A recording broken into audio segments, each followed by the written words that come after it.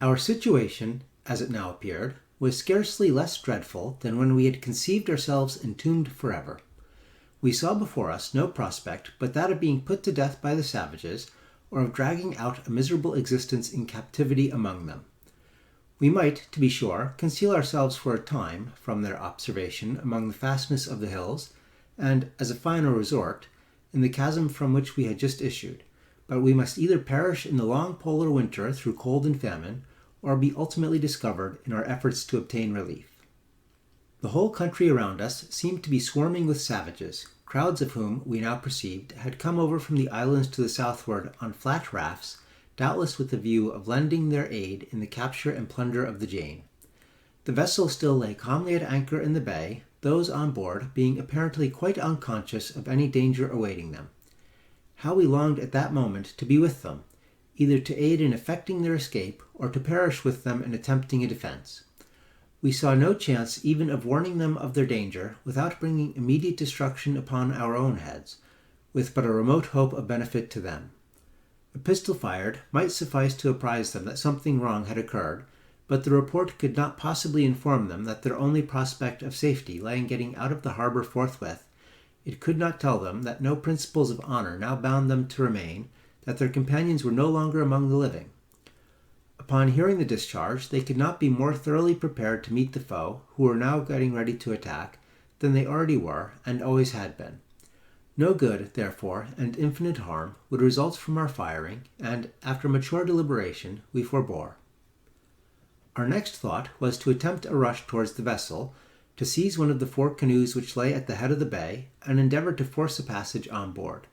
But the utter impossibility of succeeding in this desperate task soon became evident. The country, as I said before, was literally swarming with the natives, skulking among the bushes and recesses of the hills, so as to not be observed from the schooner. In our immediate vicinity especially, and blockading the sole path by which we could hope to attain the shore in the proper point, were stationed the whole party of the black-skinned warriors, with Too-wit at their head, and apparently only awaiting for some reinforcement to commence his onset upon the Jane. The canoes, too, which lay at the head of the bay, were manned with savages, unarmed, it is true, but who undoubtedly had arms within reach. We were forced, therefore, however unwillingly, to remain in our place of concealment, mere spectators of the conflict which presently ensued. In about half an hour we saw some 60 or 70 rafts, or flatboats, with outriggers, filled with savages, and coming round the southern bight of the harbor. They appeared to have no arms except short clubs, and stones which lay in the bottom of the rafts. Immediately afterward another detachment, still larger, approached in an opposite direction, and with similar weapons. The 4 canoes, too, were now quickly filled with natives, starting up from the bushes at the head of the bay, and put off swiftly to join the other parties. Thus, in less time than I have taken to tell it, and as if by magic, the Jane saw herself surrounded by an immense multitude of desperadoes, evidently bent upon capturing her at all hazards. That they would succeed in doing so could not be doubted for an instant. The 6 men left in the vessel, however resolutely they might engage in her defense, were altogether unequal to the proper management of the guns, or in any manner to sustain a contest at such odds. I could hardly imagine that they would make resistance at all, but in this was deceived, for presently I saw them get springs upon the cable, and bring the vessel's starboard broadside to bear upon the canoes, which by this time were within pistol range, the rafts being nearly a quarter of a mile to windward. Owing to some cause unknown, but most probably to the agitation of our poor friends at seeing themselves in so hopeless a situation, the discharge was an entire failure. Not a canoe was hit, or a single savage injured, the shots striking short and ricocheting over their heads. The only effect produced upon them was astonishment at the unexpected report and smoke, which was so excessive that for some moments I almost thought that they would abandon their design entirely and return to the shore. And this they would most likely have done had our men followed up their broadside by a discharge of small arms, in which, as the canoes were now so near at hand, they could not have failed in doing some execution, sufficient, at least, to deter this party from a farther advance, until they could have given the rafts also a broadside. But, in place of this, they left the canoe party to recover from their panic, and, by looking about them, to see that no injury had been sustained, while they flew to the larboard to get ready for the rafts. The discharge to larboard produced the most terrible effect. The star and double-headed shot of the large gun cut 7 or 8 of the rafts completely asunder and killed perhaps 30 or 40 of the savages outright, while 100 of them, at least, were thrown into the water, and most of them dreadfully wounded. The remainder, frightened out of their senses, commenced at once a precipitate retreat, not even waiting to pick up their maimed companions, who were swimming about in every direction, screaming and yelling for aid. This great success, however, came too late for the salvation of our devoted people. The canoe party were already on board the schooner to the number of more than 150, the most of them having succeeded in scrambling up the chains and over the boarding nettings, even before the matches had been applied to the larboard guns. Nothing could now withstand their brute rage. Our men were borne down at once, overwhelmed, trodden underfoot, and absolutely torn to pieces in an instant. Seeing this, the savages on the rafts got the better of their fears and came up in shoals to the plunder. In 5 minutes, the Jane was a pitiable scene indeed of havoc and tumultuous outrage. The decks were split open and ripped up, the cordage, sails, and everything movable on deck demolished as if by magic, while by dint of pushing at the stern, towing with the canoes, and hauling at the sides, as they swam in thousands around the vessel, the wretches finally forced her on shore, the cable having been slipped, and delivered her over to the good offices of Too-wit, who, during the whole of the engagement, had maintained, like a skilful general, his post of security and reconnaissance among the hills, but, now that the victory was completed to his satisfaction, condescended to scamper down with his warriors of the black skin, and became a partaker in the spoils. Too-wit's descent left us at liberty to quit our hiding-place and reconnoitre the hill in the vicinity of the chasm. At about 50 yards from the mouth of it, we saw a small spring of water, at which we slaked the burning thirst that now consumed us. Not far from the spring, we discovered several of the filbert bushes which I mentioned before. Upon tasting the nuts, we found them palatable, and very nearly resembling in flavor the common English filbert. We collected our hats full immediately, deposited them within the ravine, and returned for more. While we were busily employed in gathering these, a rustling in the bushes alarmed us, and we were upon the point of stealing back to our covert when a large black bird of the bittern species strugglingly and slowly arose above the shrubs. I was so much startled that I could do nothing, but Peters had sufficient presence of mind to run up to it before it could make its escape and seize it by the neck. Its struggles and screams were tremendous, and we had thoughts of letting it go, lest the noise should alarm some of the savages who might still be lurking in the neighborhood. A stab with a bowie knife, however, at length brought it to the ground, and we dragged it into the ravine, congratulating ourselves that, at all events, we had thus obtained a supply of food enough to last us for a week. We now went out again to look about us, and ventured a considerable distance down the southern declivity of the hill, but met with nothing else which could serve us for food. We therefore collected a quantity of dry wood and returned, seeing 1 or 2 large parties of the natives on their way to the village, laden with the plunder of the vessel, and who, we were apprehensive, might discover us in passing beneath the hill.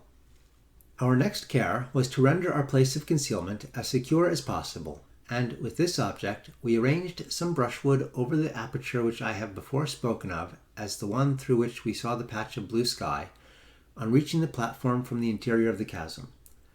We left only a very small opening, just wide enough to admit of our seeing the bay, without the risk of being discovered from below.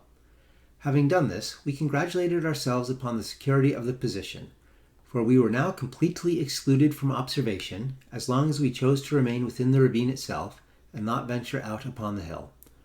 We could perceive no traces of the savages having ever been within this hollow, but indeed, when we came to reflect upon the probability that the fissure through which we attained it had been only just now created by the fall of the cliff opposite, and that no other way of attaining it could be perceived, we were not so much rejoiced at the thought of being secure from molestation, as fearful lest there should be absolutely no means left us for descent.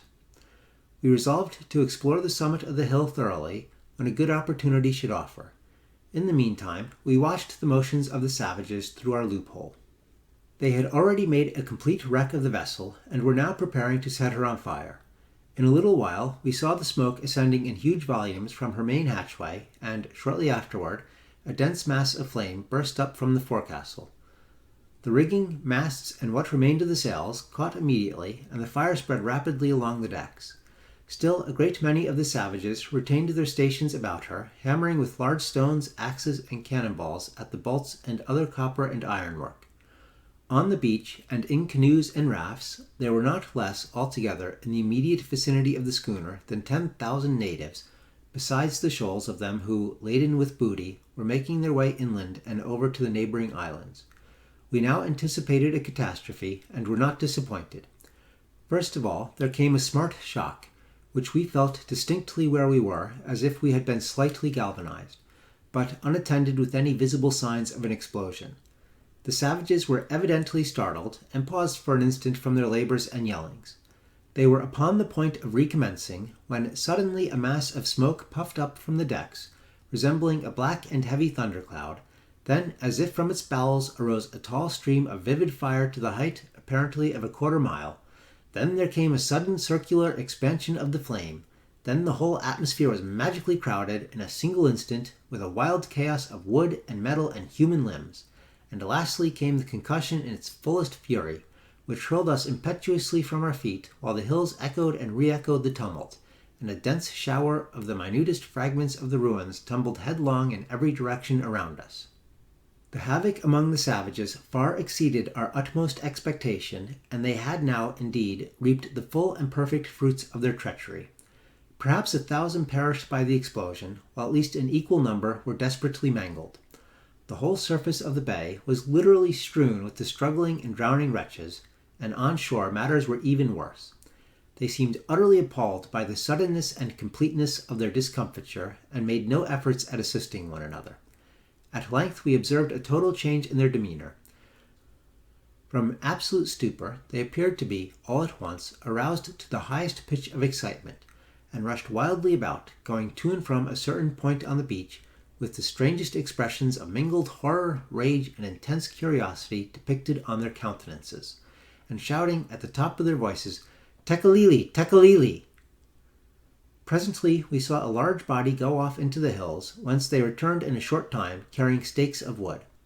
These they brought to the station where the crowd was thickest, which now separated so as to afford us a view of the object of all this excitement.